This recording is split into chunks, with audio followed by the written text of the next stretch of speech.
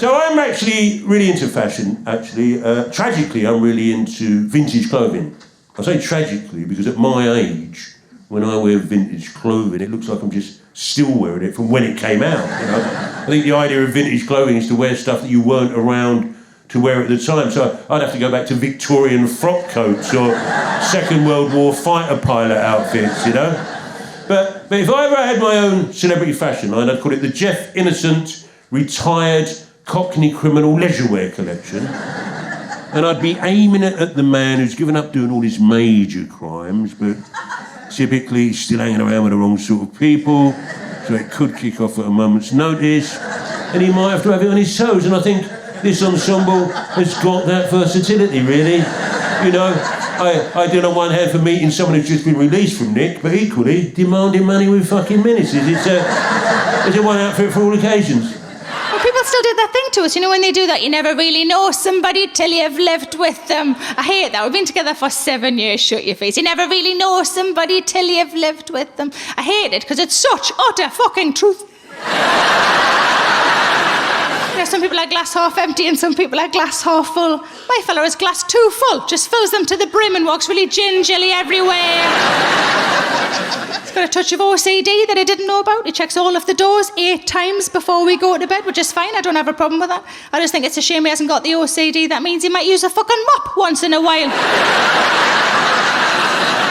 I was going to tell you a story about the poshest place I have ever been. I got invited last year to Clarence House, where Charles and Camilla live in central London. I got invited there. I'm involved in this hospice charity because I'm such a fucking terrific guy. Not because I was press-ganged into it. No, no, no. Maybe a little. Anyway, I'm involved in this thing. So Camilla is the patron of this great charity. So she organised like drinks and a concert and dinner in her home to, you know, thank the corporate sponsors and to get more people to donate money, raise a bit of money, raise awareness, that sort of thing. In her home, though, she put on this event. So we're all in her front room, literally Charles and Camilla's front room. It's the most ornate, like high, beautiful sort of ceilings, and they've got a telly and a couch in the corner like normal people might have, but every square inch of mantelpiece and shelf and sideboard has got a beautiful object on it that they've been given by visiting dignitaries or they've picked up on their extensive travels of the world. It's a very intimidating space to be in. So we're all standing there having a drink, and she's coming around saying hello to everyone, and she gets to me, and because I'm a dick, as I feel we've established, she gets to me and goes, "Oh, how are you involved?" And I went, "Never mind about that. Have you seen Cash in the Attic?" Because we're sitting on a gold mine here. And to her credit, it's absolutely true. She went, "Yes," winked and fucked off. Brilliant. I did another weird royal thing last year. I did the Jubilee. Did anyone see the Jubilee? I did a little thing where I had to introduce Grace Jones in a hula hoop. Nice work if you can get it.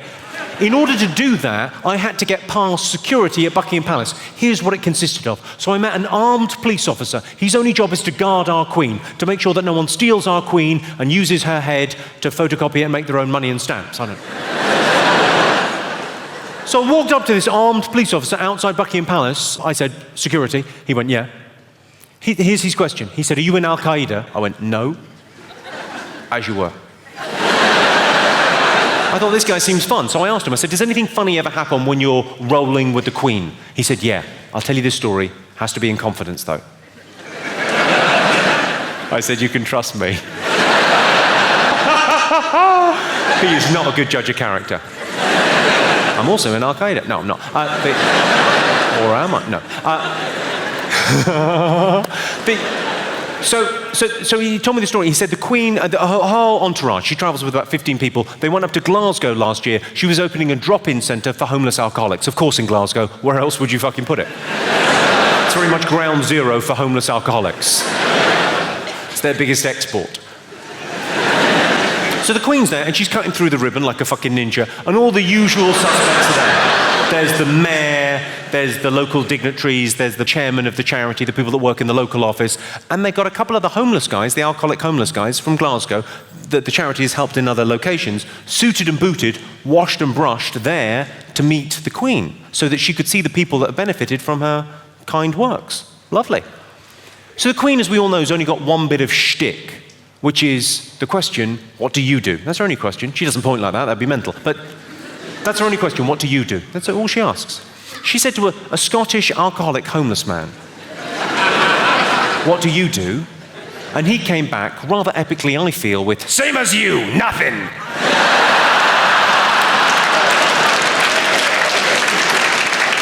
Apparently, she was fucking terrified. A friend of mine, quite recently, a couple of months ago, got proper, old-school flashed. Guy in a Mac, at dusk, in a park, one of those. Sorry, I've added that. I don't know if he did that. You would, though, wouldn't you? You'd give it a bit of cock slap. You'd probably treat her to the windmill, wouldn't you? Who are you hurting? Anyway, she got proper old school flashed and she shouted rape. I thought, don't give him ideas. Don't workshop it, you fucking lunatic. Has anyone in here been flashed? Yeah. Go on, what happened, madam? Is it a funny story or is it distressing? I was in a club and some guy flashed me. In a club? In a club and someone flashed you in the club? Are you sure you didn't go off with a man in a club? I was kissing him, and I undid his zip, and then he flashed me. Go on, what happened? Tell me the story. It was in the middle of the dance floor. Middle of the dance floor, and he was throwing some shapes, and one of his was... No, my friend told him that we were lesbians to get rid of him. So to get rid of the guy, your friend told him you were lesbians. That's how these two started, but then... They liked it, so they stuck with it. And did that work? Oh, she said, we don't like cock. And then She said, we don't like cock. So sorry, so someone got his cock out in the middle of the dance floor in a club, and you went, oh no, sorry, we're lesbians. You could have just told him to fuck off. You're incredibly polite. I'll make up an excuse so he doesn't feel bad. I don't want the flasher to feel rejected. How nice are you? And has anyone else been flashed? Arrested for flashing. You got arrested for flashing? Well, don't take it out on me.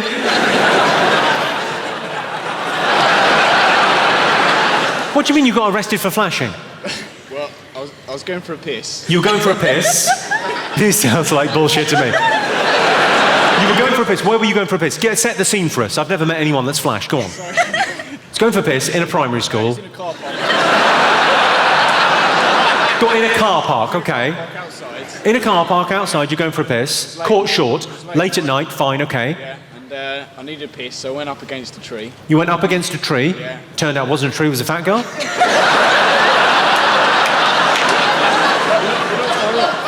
Go on, so you walked up to a tree to take a pee in a car park. This doesn't sound terrible. So far, I'm on this guy's side. Go on.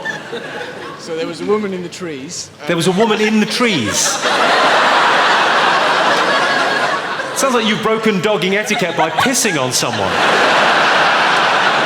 So you went up to take a piss on a tree, and there was a woman in the tree. She was walking, there's a pathway, She was walking, okay. and it was outside a police station. And it was outside a police station. What kind of a fucking idiot are you? You went for a piss in the police station car park. Why don't you just turn yourself in? That's a cry for help if ever I heard one. Lock me up before I hurt someone. And what, did she scream? Did she complain? What happened? She went into the police station, and they came out and arrested me for indecent exposure. They came out and arrested you for indecent... Is it because you're a bit ginger? Do you think they would have let you off if you hadn't been quite as... I'm sorry about these lights as well. We could well be giving you skin cancer.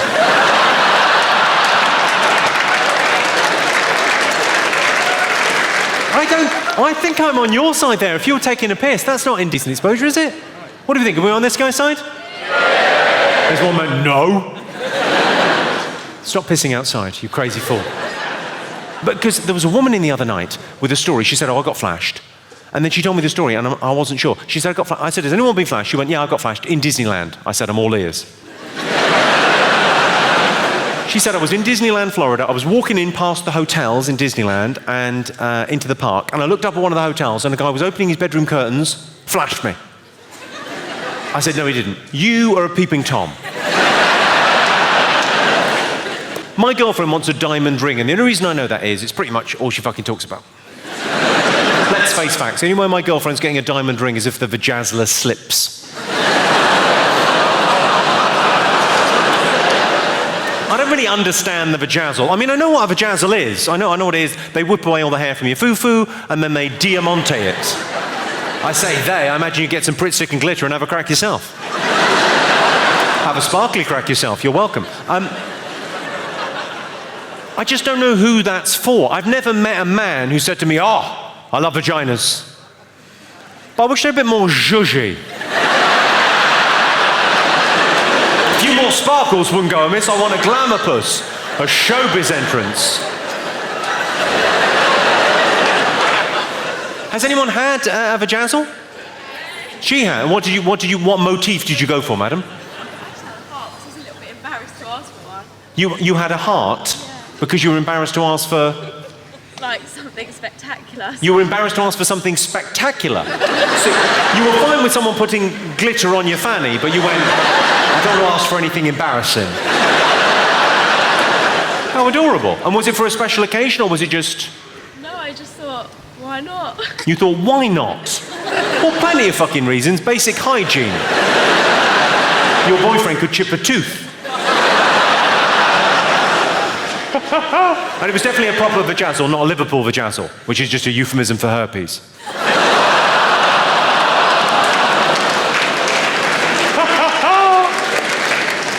Has anyone else come across a vajazzle? He has. Not hers, I hope. Go on, what did they have? Can't remember. It was my stag do in my... You can't remember? It was your stag do.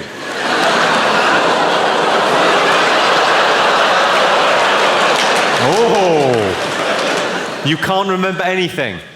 Sounds like a Liverpool vajazzle to me. No, love, I don't know what happened. It's just really itchy. Fucking hell. Obviously, I could never get a vajazzle because I don't have a vajayjay, but I would consider glitter balls. You know, for a special occasion. Oh, speaking of special occasions, there was a couple a couple of weeks ago at one of my gigs, 35 years married. I got chatting to them because I thought, well, quite an incredible thing in this day and age. Got chatting to them. I said, what did you get her for the anniversary? And he said, deep fat fryer. I said, well, what did she get you? And he went, chips. And they seemed thrilled with that arrangement. It got me chatting to people about what is the worst gift you've ever got? Birthday, anniversary, Christmas, Valentine's. What is the worst piece of shit you ever got?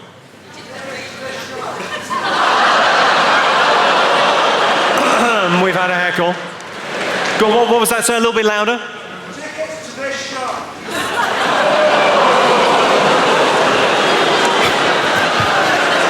No, what's fine. Sir, what's your name? What, sorry? Toby. Toby, do you mind me sharing with the group? Thank you very much indeed, Toby. That makes it much easier. Because there's a heckle. It's quite a good heckle, quite a funny heckle. But we have to do a heckle put down now. God. I would love if I could just let it go, but I can't. There are rules. But you don't mind me sharing with the group, so it makes it much easier. We can go old school. What, sorry? Stop stalling. Stop stalling. Don't panic, sir. I've got this. I'll have to put you on arsehole waiting.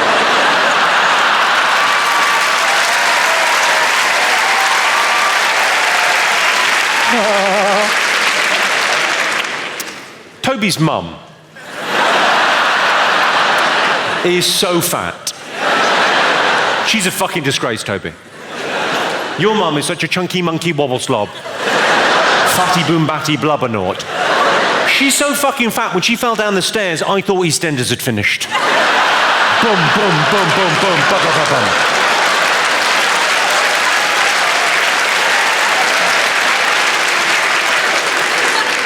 True story.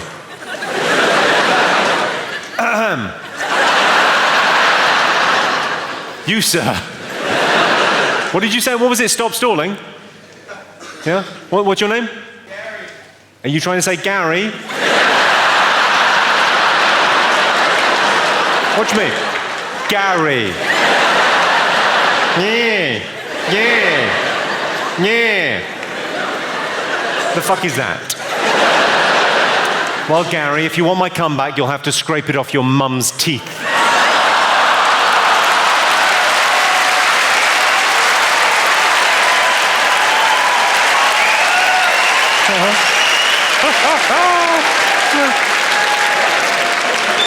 Worst gifts.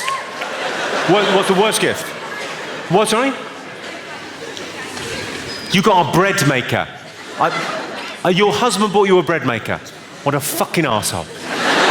No, I just hate the whole concept. Because bread makers, I mean, I spent like 200 quid on a bread maker. That's convenient, isn't it? Because you don't live near shops and bread isn't fucking cheap. Oh, I'll just make my own, that's fine. Because the ingredients cost more than a loaf of bread, but don't worry about it. So what did you get him? Instead of an engagement ring, you got a bread maker instead of an engagement ring. You broke up with him, right? You've just divorced him. Yay!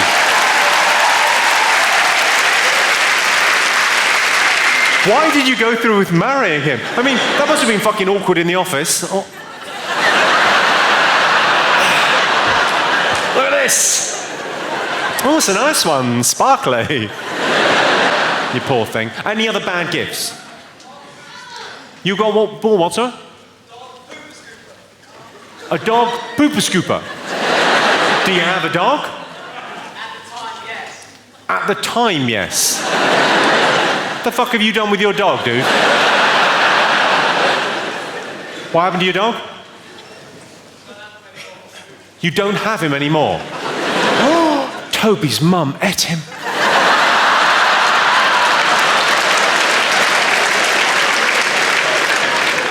The fat bitch. Sorry, dude. Any other bad gifts? What'd you get? Nothing.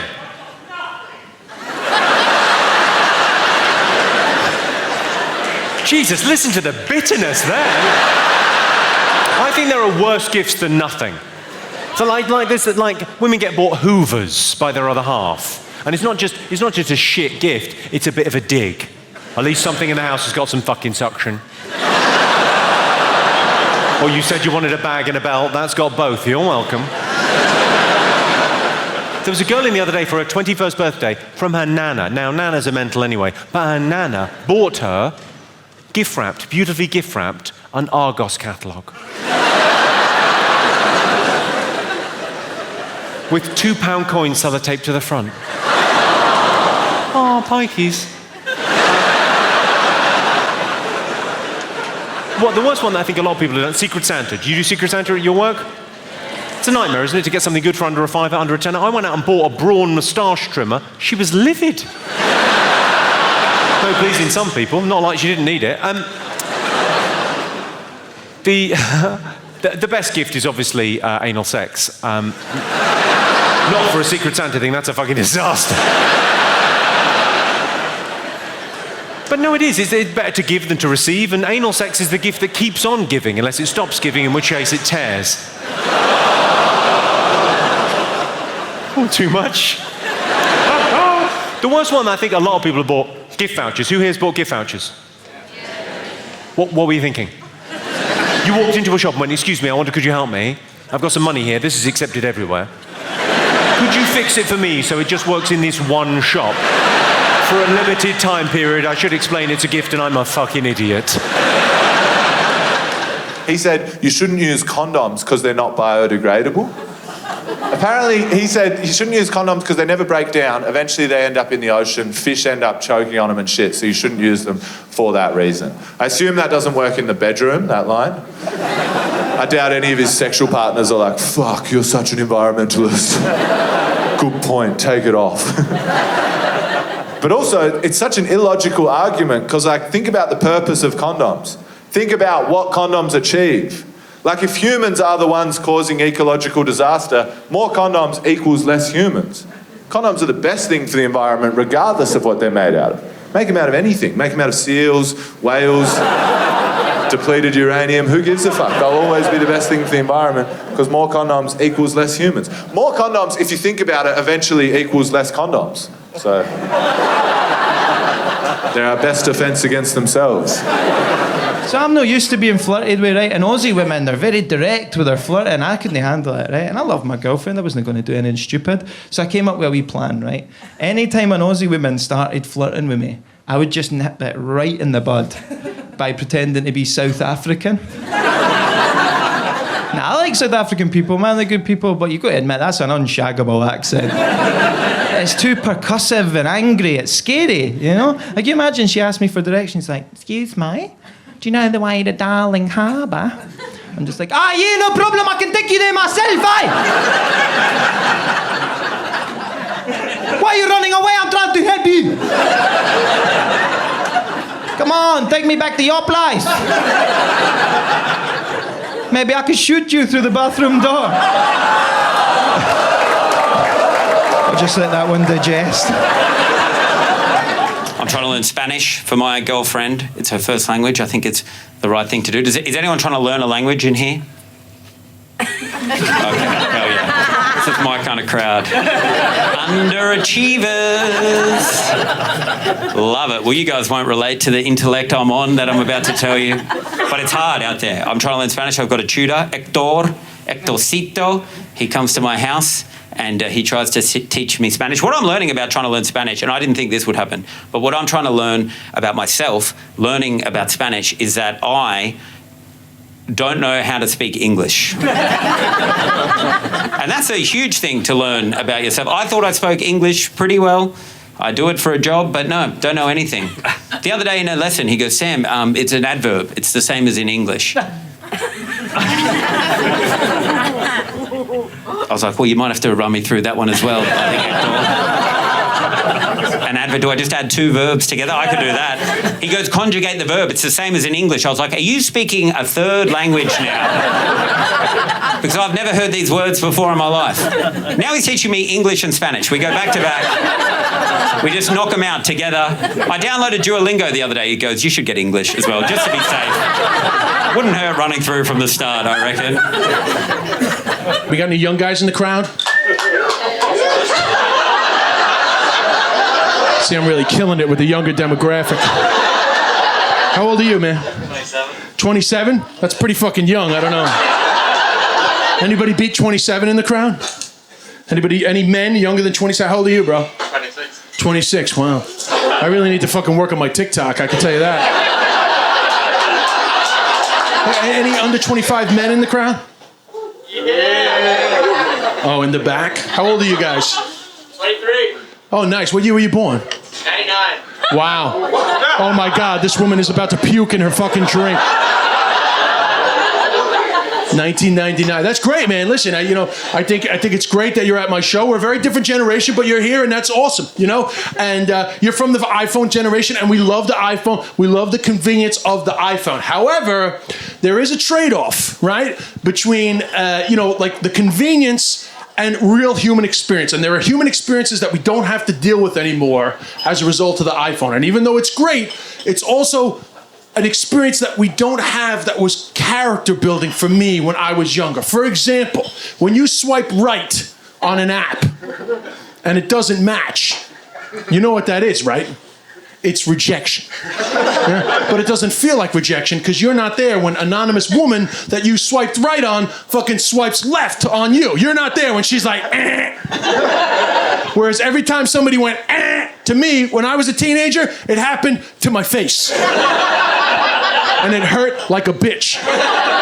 Especially because you don't just fucking get swiped on. You had to first get the confidence to go up and ask strangers for their number or if they want a drink, which seems fucking creepy now. You know, the average Gen Z is like, oh my God, that is like so creepy. You're like talking to strangers, like cancel this guy already. But that's the way it was back in the day. You had to build up your fucking confidence to talk to fucking strangers. If you didn't have balls, you didn't get pussy. That's the way it was back in the day.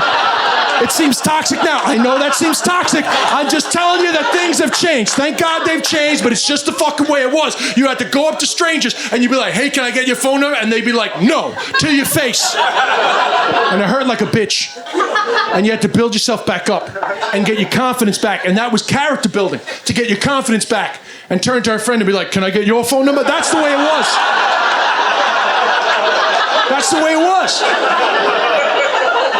Seems weird now, but that's the way it was. And you think you know, but you don't know. I'm sure you've asked somebody for their number in your life, but you don't know how tough it actually was to get somebody's number, because where are you going to put the number?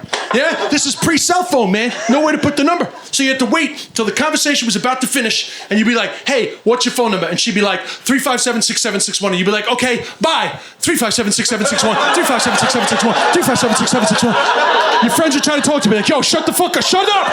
357-6761. 357. You're fucking dancing on the way home like 357-6761. 357-6761. If your friends are still with you, you're like, yo, you remember 357, you remember 6761. Because that's the other big difference. We used to have to remember shit. And I'm not saying that, like, we're better than you. I'm just saying, like, by necessity, we had to fucking remember shit. You know, I have an infinite number of useless 718 fucking landline numbers in my fucking head. In fact, every number before 1996 is still in my fucking brain. Most of these numbers are dead. You know, Rob Baraglia, 357-5657. Marcello Mariani, 939-5699. Fucking who the fuck knows if these numbers still exist? You know, second girl I ever had sex with in Ireland, Margaret Doran, 061314830. The night Kurt Cobain died. If you want a sense of time, the night Kurt Cobain died was the second time I ever had sex in my life. Margaret Doran, 061314830. Yeah? And now I'm married. Yeah, we got married last May, Friday the 13th. No, we did not get a deal. Just happened to get married on Friday the 13th. We bought an apartment together. We're going to have some kids. We're going to spend the rest of our lives together. I do not know her phone number off by heart. I haven't fucked Margaret Doran since 1995. 061314830. Fucking immediately. Now, comedians always say this is a true story, and it's not true, so I want to rat myself out. That joke is not 100% true. In that, when I wrote it, it was true. I was engaged at the time, and I did not know my now wife's number off by heart, but I actually do now know her number off by heart, and the reason is because I don't have a CVS card, and she has a CVS card. So I use her phone number when I'm fucking blipping at CVS. So now I know it off by heart. Fuck it, I wasn't gonna do this, but I'm gonna do this bit, right? So what if you give a girl your number and you're waiting for her to call, right? You have no idea the stress of waiting for somebody to call your house. Because you know why? When the phone used to ring in the house, you had to get there first, which wasn't an easy thing to do. Because when the phone rang, the whole house was like, I'll get it! Fucking race for the phone. Except for your dad, who's like, I'm not here. This guy that tells you never to lie unless you're lying for me. You had to get there before your brother. What if your brother gets to the phone first? He's like, oh, you're looking for Des? Sorry, he's taking a shit. Yeah, sorry. Phone, asshole. You phone. You ever been on the phone with a girl thinking everything's cool, and then it's like, Mom, are you listening on the upstairs phone? And then you have to meet them. This is the big difference. You think you know, but you don't know. You have to meet them. It's like, hey, I'll meet you tomorrow at 12 o'clock.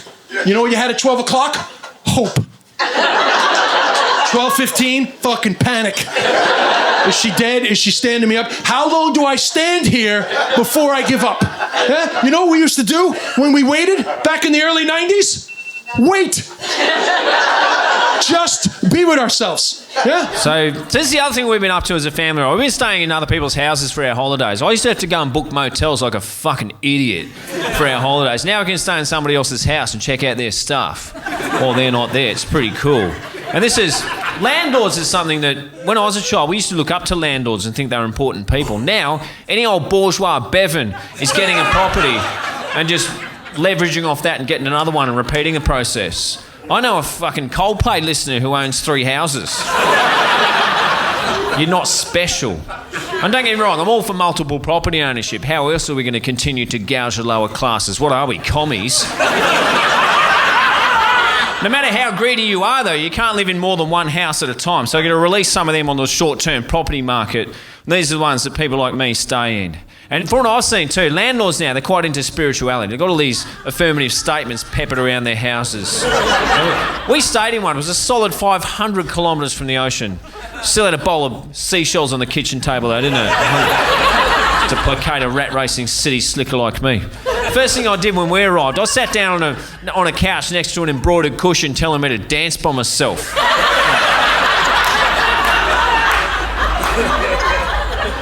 First night we were there, I did my neck on a clapped out futon. I thought, oh shit, that's no good. When I woke up, I thought, oh, it's fine. Someone's nailed a piece of driftwood to the wall over there and put in texture on that, fall down 7 times, get up 8. Well, I probably won't need a doctor, I've read that now. And they had some mosaics on the wall. That's where you get some of your better stuff. A homemade mosaic with some statements. And this one said, oh, time is just an illusion. You know, you're damn right it is. The clock doesn't even have numbers. It's just a couple of synchronised dolphins with some sticks swinging around it. I couldn't tell you what time it is. We ended up at this place checking out about 2 hours later at the end of our holiday. Turned out time was a little more fucking tangible in that instance.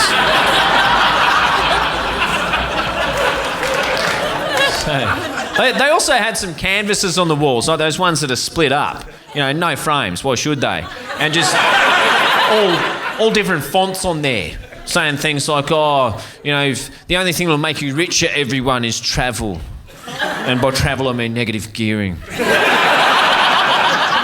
So by this early stage of our family getaway, I've got to say my chakras had all turned red. It was only when I saw that there were 3 plates in the whole house, meaning we had to have a fight over who's going to eat their bangers and mash out of a fucking coffee mug. I thought, man, thank goodness all the knives in this joint are blunt, because I'm about to have one here. But nothing relaxes me more when I'm paying off somebody else's third mortgage than to just sink back into a beanbag that's never been washed and read a really thick tablet of rules, the shit that I have to do at someone else's house. And this one is quite the mixed bag of regimented hospitality. I opened it up and it said, oh, welcome to Forest Dreaming Retreat, everyone. Me casa su casa. Yeah. Don't touch the air conditioning settings, you little grubs.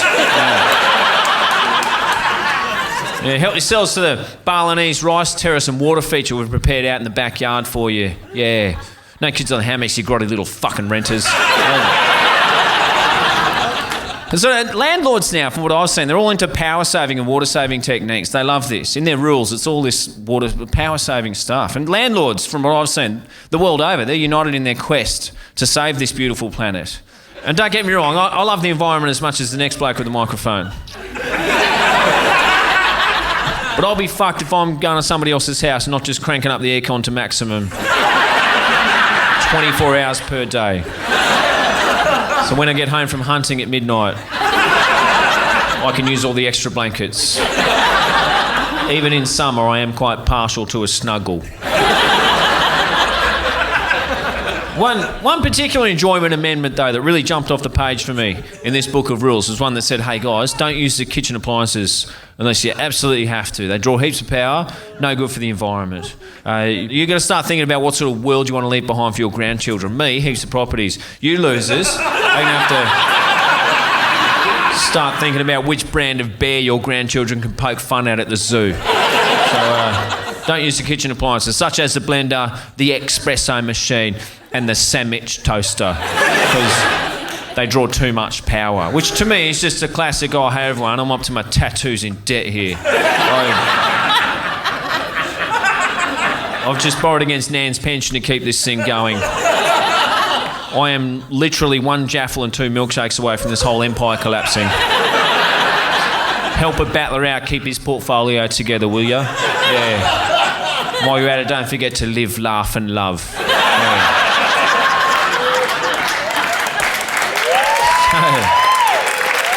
So I know, perhaps this is not what you expected to happen in this comedy show. But now that we're in this area, isn't tonight a good opportunity to face all your problems, finally, and reject them? You don't have to solve, you just say no. I don't want. Way to do that is very simple. All you have to do is give up your dreams, because death is coming, and then let's party! Woo!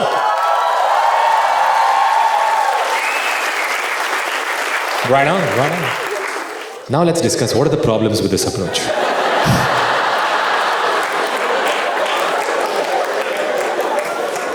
Because it's not easy, man. Not easy. Nothing worth doing is easy. Nothing not worth doing, also easy. Nothing is easy, basically. I'll talk you through what happens. Okay, if you give up your dreams, you actually feel very relaxed. You're like, oh, I don't have to suffer. I don't have to strive. I can just chill here. You know, death is coming. Every moment is precious. Okay, this show will never happen like this again. We are occupying a unique moment in time, right? And so it becomes like, okay, all right, this is real. This is really happening, right? And then you start to party. However you party, I don't know. You start to party for like 5 minutes and then you feel a wave of pointlessness wash over you. Saying, well, isn't this just as meaningless as having dreams is? And now you're in NCUI auditorium. Faced with this fundamental problem. The problem is, you think removing everything bad from your life would leave something good. But if you remove all the bad shit from your life, it just leaves nothing. And nothing doesn't feel like anything. It's like underneath it all, without any problems, why am I still not being able to party? Why, if nothing is wrong, is everything not right? Now, luckily for us, people have been working on this problem for a long time. Okay, there are things you can do to solve. Okay, you can meditation. You guys know meditation? You don't know? 5 years ago in America, they invented meditation. Okay. All the top CEOs do it. People were like, before I wasn't making profit, then I go into my chamber, I go, sell everything, profit. And in India also, in the East, people have been doing meditation for a long time. And you can do it now. You can go to a meditation retreat. You go off for like 10 days, 30 days. You can just go and meditate. And typically for the first 5 days, you're not allowed to talk. Yeah, because the key to awakening is first shut your mouth. People are like, but I'm sad. Shut the fuck up, sit quietly for 5 days in lotus position, then we will see what the real problem is. I've gone, okay, people can't take it, they can't take the silence. 5 days, people start weeping by day 2. You're not allowed to laugh at them also. Yeah, not cool. Have you seen someone crying quietly? It's the funniest shit in the world.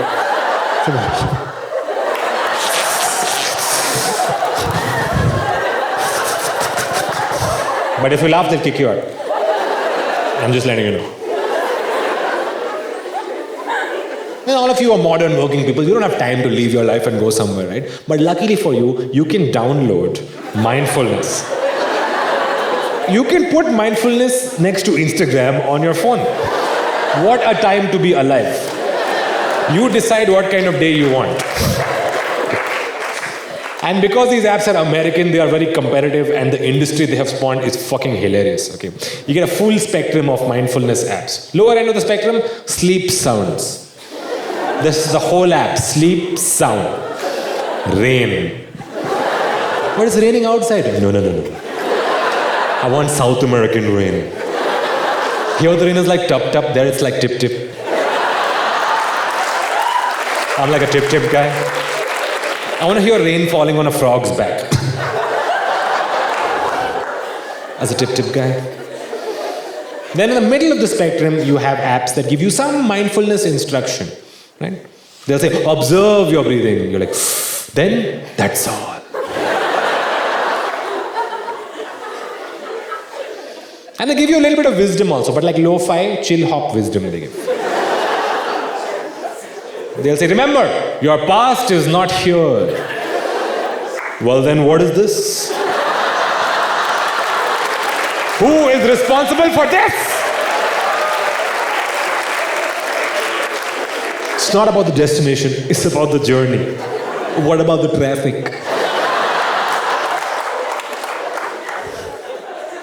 And more than anything, they say, live in the moment.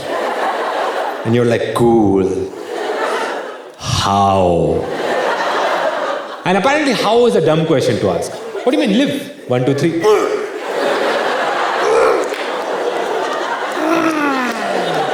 Right now, you're living there. Come back here. Just live harder and you will enter the moment. This is the problem. If nothing is wrong, then why isn't everything fine? How to live in the moment. And people have really been working on this problem for thousands of years, and many people have said they know the answer also. There's all these monasteries in the East where people are like, we know the answer, but the main thing is, we won't tell you. Inside we live, all of us, super chill, know everything, happy as fuck. You come, oh no dude, no. Get lost. We know the answer to life, we come, we'll kill you. Then if you're reborn again there only, then we'll tell you. So all these ancient secrets, the answer to the problems of life exist, but they were inaccessible until now. Now all that shit is on YouTube. You can find it. You have to just go past the normal shit you normally watch. You know what you watch, Kinder Joy unboxing video. How to pick locks. 10-hour time lapse. Pile or ghungroo, what's the difference? Expert explains.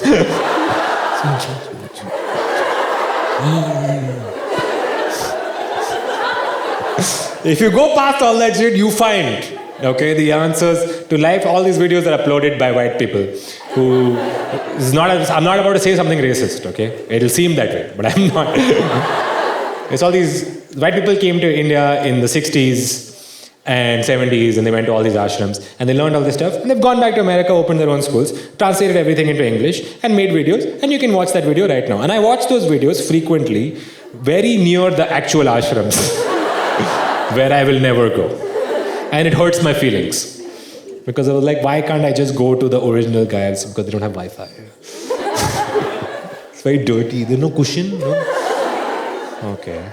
So I watch these videos. Sometimes it hurts my sense of national identity. I don't know if you guys can relate when you're traveling abroad and there's like a yoga class and you're like, fuck man, why am I not amazing at yoga? Why? Because people are like, hey, are you from India? And you're like, yes. Indeed. Oh, all of us can do this. Yes. But it's usually some like white lady called Magdalene who's fucking amazing at yoga. Who's like, would you like to come for my class? I'm like, no, namaste in Magdalene. I'm busy, I have to levitate in my hotel room. No, we can all do it. We learned board exams. Socially useful productive work is actually levitation. And so I watch those videos, okay. So always like, today's lecture on the ancient sutras is by Guru John. Okay, Guru John. Let me know, Guru John. Guru John is good. Guru Steve. Guru Steve rocks. Guru Steve is from Cupertino, California, the birthplace of philosophy. That's where it all began. And Guru Steve's thing is that, guys, I'm genuinely a big fan. Okay, Guru Steve's thing is that he tells these parables that don't make sense. Okay, and you can't understand them from your brain. But if you understand them from your heart, then you become enlightened. This is what Rishi Steve says. I should say Rishi Steve. Rishi Steve says, if you can understand these parables from your heart, you become enlightened. But I've never understood. But let me tell you a story. Maybe you'll understand it. You'll tell me. Okay? So this is what Maharishi Steve said.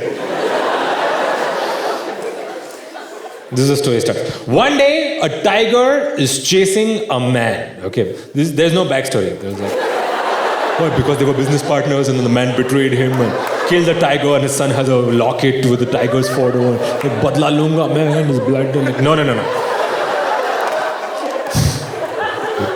Man is running, tiger's chasing, man is running, tiger's chasing. Man runs, he reaches a cliff. He's like, nowhere to go. Tiger's reaching behind him, he's like, what do I do? He looks down, there's a vine going down. He's like, haha. He starts climbing the vine. Okay, he climbs. He stops in the middle and looks below. There are two more tigers circling. The tiger's like, what the fuck did you think? We have planned this. We have a slack.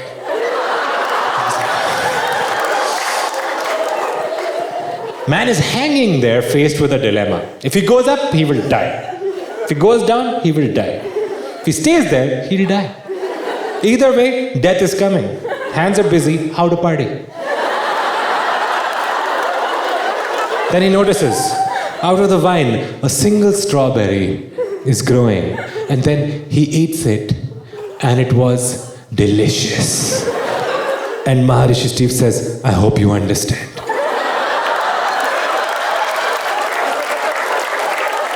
Namaste, namaste.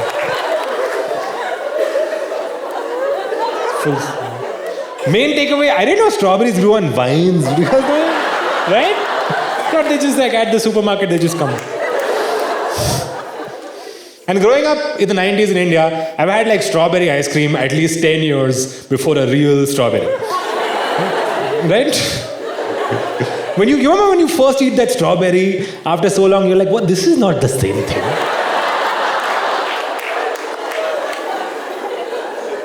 Lot of flavor mysteries. I'm yet to see a black currant. What is it? What is like? Is that the taste of thunder? Black currant. Yeah. Oh, it tastes like activated charcoal. Right.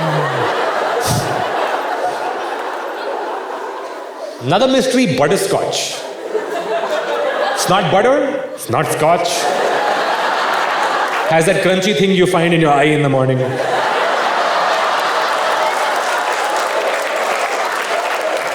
It's the taste of snail mucus. Activated. Ooh. I am fucking useless at everything. Even the world's smallest tasks. Smallest objectives. I'm very lucky. My girlfriend, who I live with, cooks, right? She does the cooking, she loves it. All I have to do is get the ingredients. That's it, right? Just that. Sometimes she'll trick me into going, right? Tells me that I'm going for one item. You just pop to the shop, give me some milk. That's it. Pop to the shop, give me some milk. It's quick that, isn't it? Milk, one syllable. Milk. I think, yeah, I can do that. Okay, sure, I'll get the milk, but you better be easy. By the time I have put on my second shoe,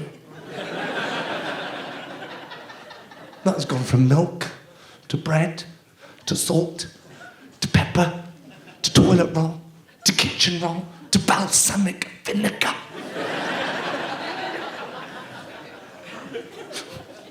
Bicarbonate of soda. What the fuck is that? That's not a food, that's a story. Isn't it? Bicarbonate of soda. Have you heard they're making it on Amazon? Bicarbonate of soda. It doesn't just stop when I leave the house, it carries on. Text after text after text. Pickled onions, can you get some pickled onions? This is the one that drives terror through my heart, right? Your text. Sausages, right? Fine. Sausages. Sausages. Then the next message comes through. The nice ones.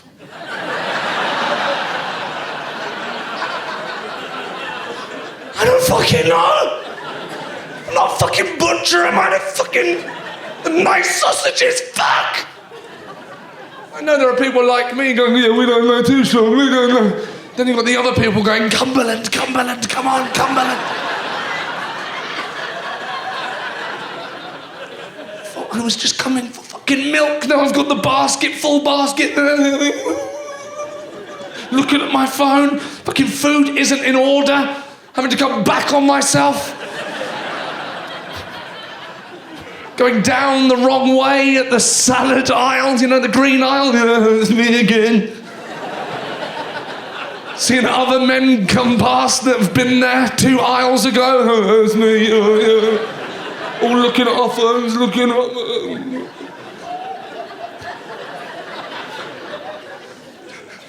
The herbs, that's the big one, isn't it?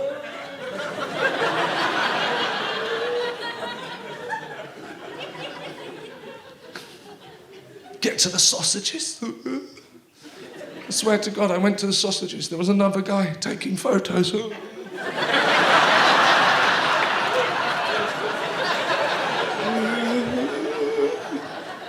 Oh no, I don't know who that.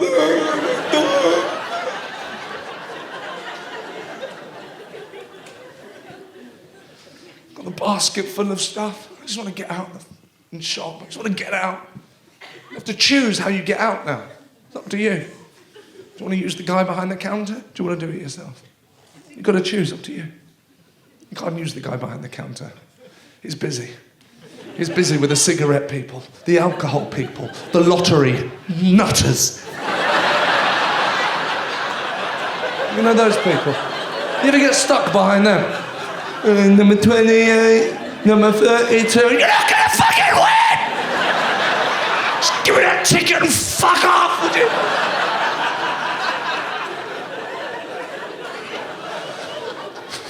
There's about 20 old women that have been queuing there for weeks, you know, too afraid to use the machines. Have to go and use the self-service checkout. I fucking hate the self-service checkout. I even hate the name. The name. I try and jazz it up. The self-service checkout. I don't care what you're called. I'm not getting tricked into working here. This is how it starts. First it's a self-service checkout. Then it's a stack it yourself shelves. There's a spillage. Here's the mop. There's the keys. Don't forget to lock up on your way out. Hang on, I just came in for some bread. Shut the fuck up and get back to work. Oh, God. Oh,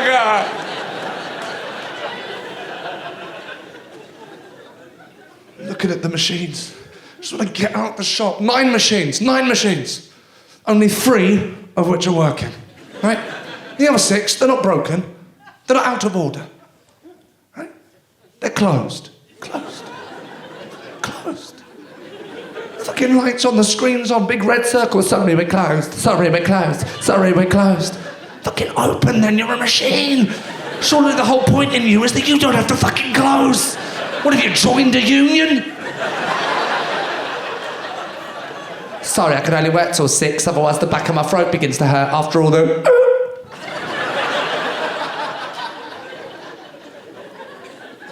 People are afraid that robots are going to take over the world. I don't think we need to worry. They can't get for an entire shift at Tesco's. Finally, machine becomes free. I go up to it, I've got the stuff. I don't know which side. I never know which side. Which side?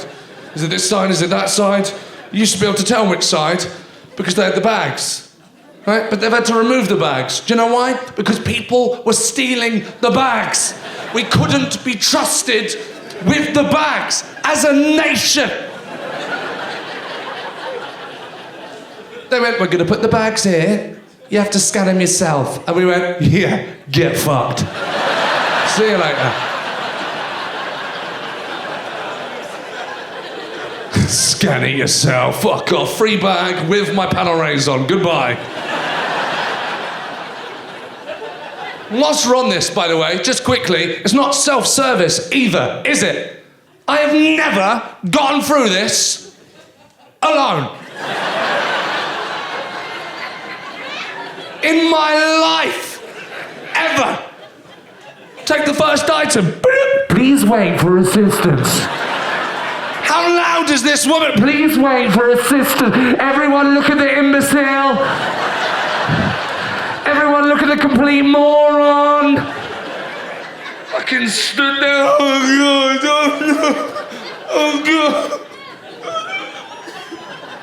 Big queue of people looking at me. I'm so sorry. Please wait for assistance. Please wait. Is the traffic light necessary?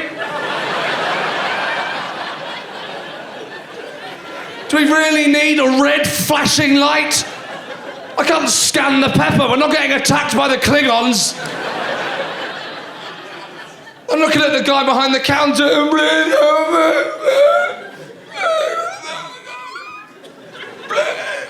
I can't even scan the next item, please.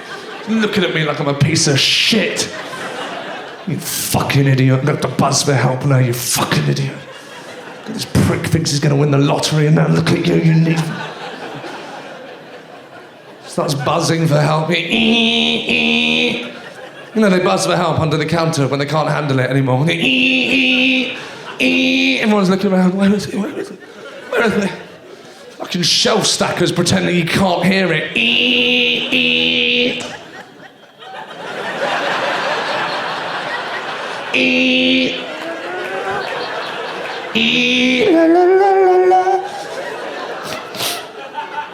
Suddenly, from the back of Tesco's, a hero comes to save the day, doesn't he? From beyond the flaps, the Tesco tornado. There he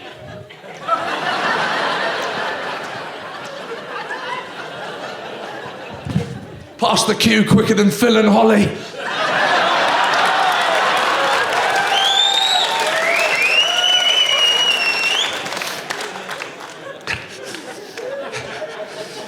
Comes in, he's got that magic necklace. They love that, don't they? They love that, the magic necklace. Comes in, doesn't even look at me. Just comes in.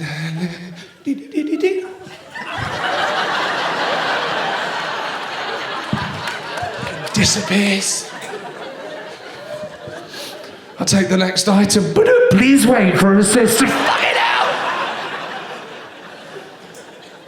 Just want to fucking leave. Finally get all the stuff in the bag. I want to pay. How'd you pay? Pays all these questions you don't need. How would you like to pay? It's 2022. Card. Card. Think about it. Card. Honestly, it's there. Would you like to pay by coin? Coin?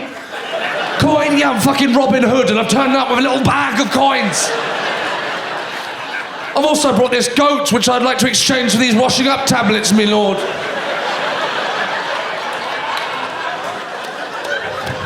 Coin.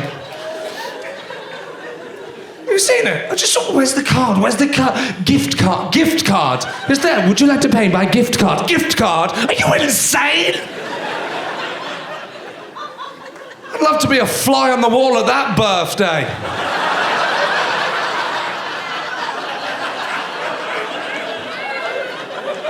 Oh, sorry, I wasn't sure what to get you, and then I remembered that time you said you had to pop to Tesco's. Happy birthday. Finally, I get the stuff in the bag. I get out of there. I get out as soon as I walk out the door. As soon as I go out. As soon as I cross the line. Just out the doors. You could use VAR. Come in the back of my heel. Just as I'm out. I get another text and some onions. You fucker! I have to go the whole way back through Tesco's. Come round. Do it again. Get home, finally, got the bags, you know, put them on the side. She takes one look in the bag. Where's the milk? Oh, fuck! Yeah. Fucking had enough!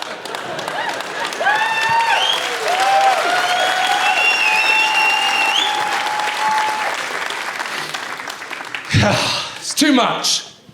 It's too much. I'm very proud of her for going through pregnancy, by the way. Oh my goodness, it made me realise how much I've underappreciated mothers. Now, I don't mean to pander, but let's be honest, Mother's Day and Father's Day should not be equal things. Mother's Day is like you grew a whole human inside yourself and squeezed it into existence. Father's Day is like, and you were very helpful too. Mother's Day should be the full day. Father's Day, 7 to 10 minutes max. No longer than it took to become a father. Maybe 20 to 30 for some of you. I don't know what stamina you're working with. It's an exciting time having a kid. A lot of people are excited to ask you questions like, oh my God, do you know what you're having? Do you know what you're having? I'm like, yeah, financial burden. Oh my God, it's insane. Like, I read that by the time a kid is 18, they'll cost you $1 million. Now, Lucy and I did the budget. We got to cut him off at 4. We're not getting that far. Like, I don't know if I can provide for him. Here's what I think, right? If you ever read an autobiography of a great person in history, it always starts the same. Like, we didn't have much growing up. That's what I can provide for him. A rags to riches story. Some adversity. It's crazy expensive, even a babysitter. Some of them are $40 an hour. You go out for 4 hours, that's $160. That's insane. right? I'm trying to be thrifty. I'm looking up return flights to Adelaide, $70 on Jetstar. Perfect.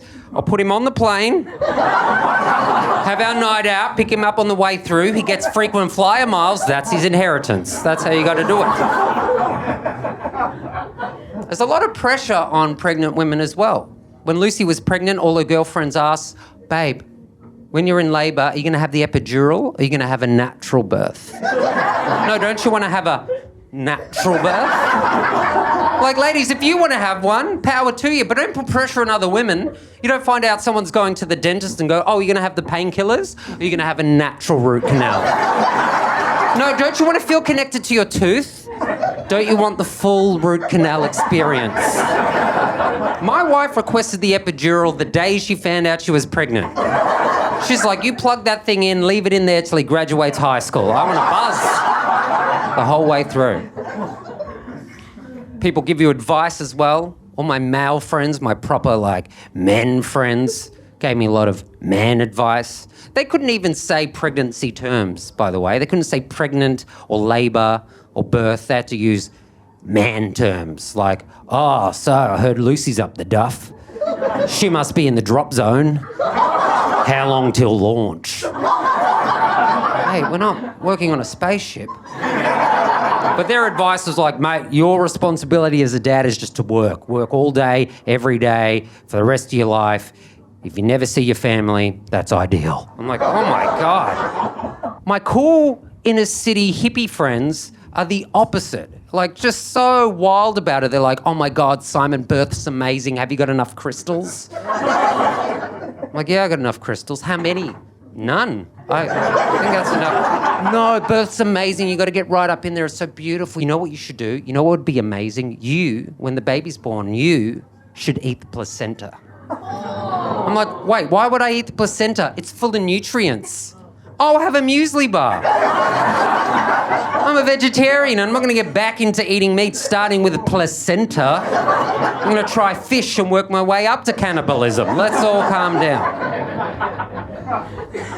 I learned a lot during the pregnancy on how to be a good partner. And I'd like to present all the lessons I learned in a little segment called Things Not to Say to Your Pregnant Wife. Hey, babe. When you're wearing a jumper that comes halfway down your pregnant belly, it makes you look like Winnie the Pooh. End of segment. That's everything I learned. That's all the lessons. Don't do that. So stupid. I thought it was cute. It was stupid. She got me back, though. A week after my son was born, I was up feeding him at 3 a.m. It was so dark, I was so tired that I stumbled into the wall and I smashed my toe and I broke it. And in the morning, Lucy was waking up, still recovering from the birth. And I said, babe, I broke my toe. And she looked at me like, good. Do it without the epidural. When you have a baby, they give you a lot of pamphlets. And I have a favourite. My favourite pamphlet when the baby was born that they gave us was 1 page. And all it said was, don't shake the baby. I read that, I'm like, what kind of monster would shake their baby? And at 3 a.m, after breaking my toe, I'm like, oh, I'm glad I got that pamphlet. Very, very useful. So much pressure on parents to make the right decisions. When you have a baby, you have to decide what diapers you're going to use. Are you going to use disposable diapers? Are you going to use cloth diapers? I did the research. If you use disposable diapers, you're killing the environment.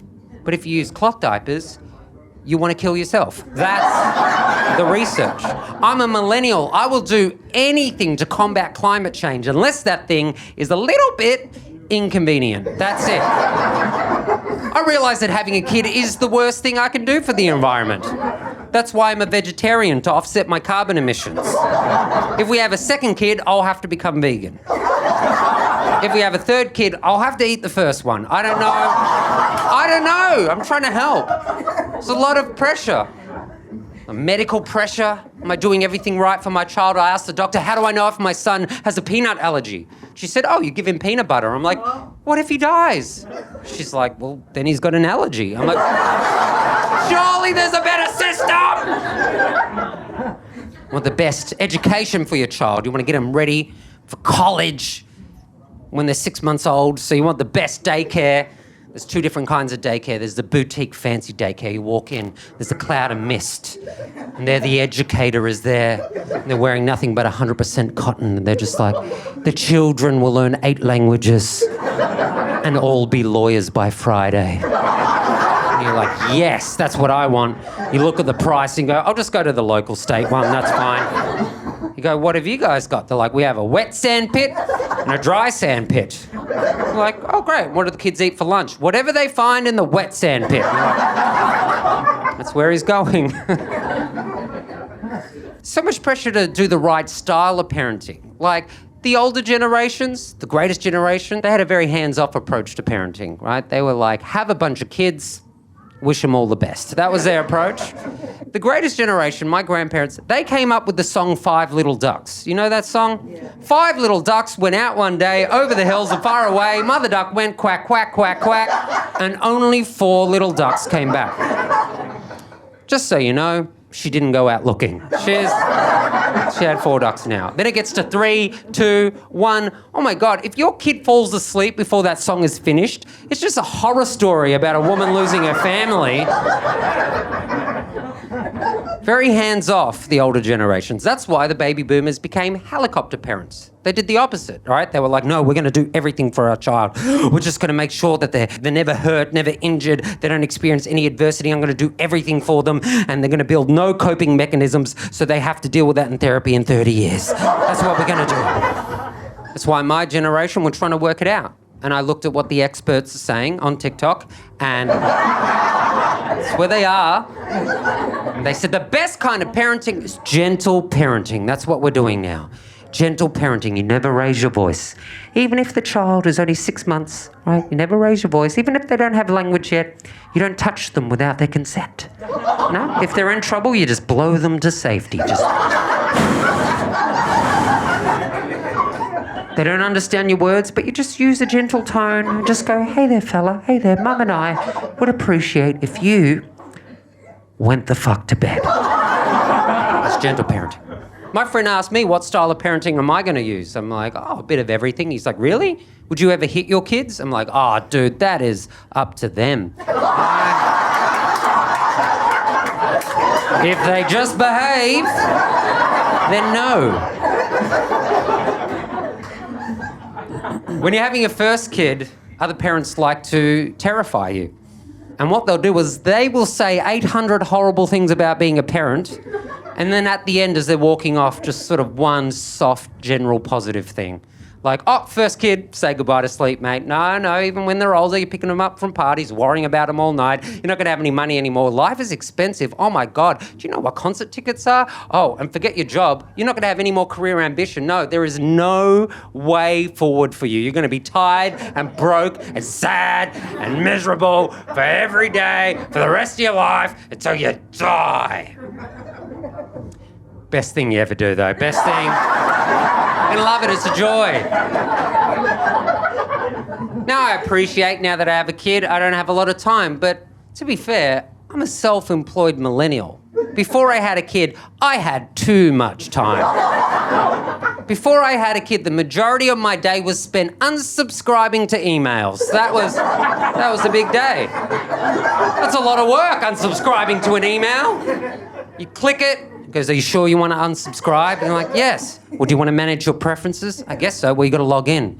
Well, I forgot my password. Well, you got to reset your password. All right. We've sent you an email. That's the opposite of what I wanted to happen. You open the email, they're like, here's a verification code. I'm like, what do I do with that? They're like, take it outside. What? Take it outside. There's a man in a robe with a beard. Tell him the verification code and he will give you the sword of destiny. Take the sword of destiny to the tallest mountain and slay the troll. And the blood of the troll will seep down the hilt. Stand on the summit and scream your verification code into the air. And an angel will descend from a cloud. His name is Alessandro. He will wrap his wings around you and he will hold you close and kiss you passionately and say, are you sure you want to unsubscribe? You'll be like, Alessandro, I don't know how you got my email in the first place. I used to be the guy who opened every email. You know, there's two kinds of people. People with a clean inbox and people with that little red square with 7,000 unread emails. I used to be the first guy because I'd open every email. I'd enjoy every email because every email had a bit of personality. Like if you got a free trial for a streaming service, I like that email because it's a very seductive email. They write it to be sexy, don't they? They're like, hey, big guy, do you want a free trial for a streaming service? I'm like, yeah, I'd love a free trial. What's your credit card? I thought you said it was free. I just want to look at it. Send me a photo. Seductive email. I really like a security alert email. Those are so funny, aren't they? They're so neurotic. You know when you log into an account from a different browser and this security alert email screams into your inbox in such a panic like, oh my God! What's wrong? Someone just logged into your account! Oh my God, from where? From your house! I'm in my house. Are they still there? No, it's just me. They used your laptop. I'm on my laptop. And your password! I'm pretty sure it's me. Are you sure? I'm sure. Here are 9 photos. Tell me which ones are traffic lights.